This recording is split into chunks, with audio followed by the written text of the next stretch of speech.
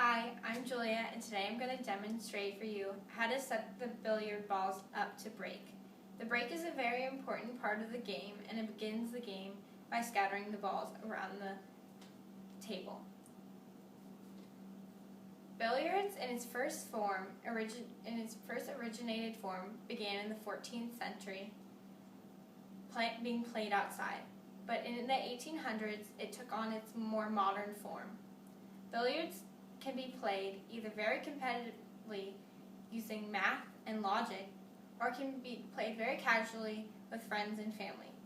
In my family, it's played very, very casually, but somewhat competitively. Now, let's get started. First, you take the frame. This can come in other shapes, but the most common frame is the triangle. You place it on the table, like this. Next, you can see that there are two different balls, either solid or striped. You're going to alternate these throughout the frame. So first you're going to start with a solid and put it to the far left of the triangle. Next you're going to put a stripe. Again a solid, stripe, and then solid. It's okay whatever colors you choose to put here, as long as they're a stripe and a solid. Next, you begin the next row with a stripe, and then a solid, a stripe, and then a solid. Now, the next row is different, but don't be thrown off. It begins with a solid, but now, instead of putting a stripe, you put the black 8-ball.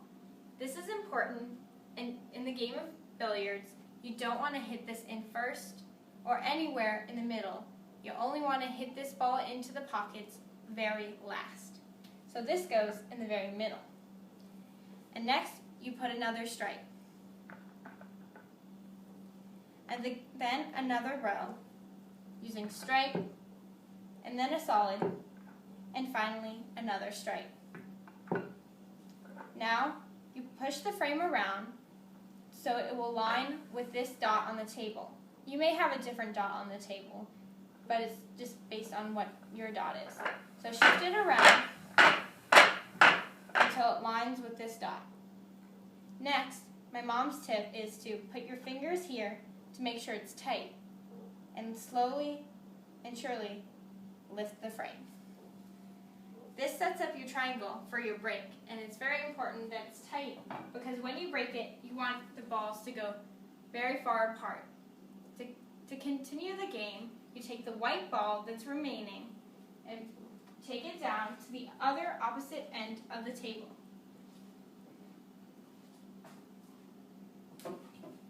Place it on the other white dot where you'll begin your break.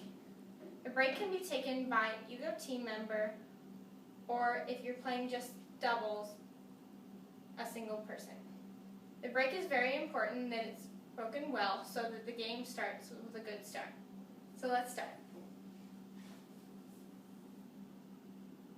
Thank you.